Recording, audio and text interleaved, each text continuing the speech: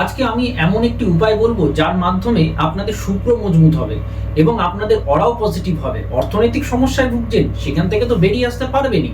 সেই উপায়টি হলো, আপনারা প্রত্যেক শুক্রবার দিনকে কি করবেন, আপনাদের যে হাত আছে, হাতের তালুর ঠিক এই জায়গাটা যেখানে শুক্রের পজিশন, সেখানে একটুখানি আতর লাগানো শুরু করুন, অথবা সিনামন পাউডার লাগানো শুরু করুন, অথবা টক দই লাগানো শুরু করুন, মিষ্টি দই, এবং অথবা গোলাপ জল লাগানো শুরু করুন।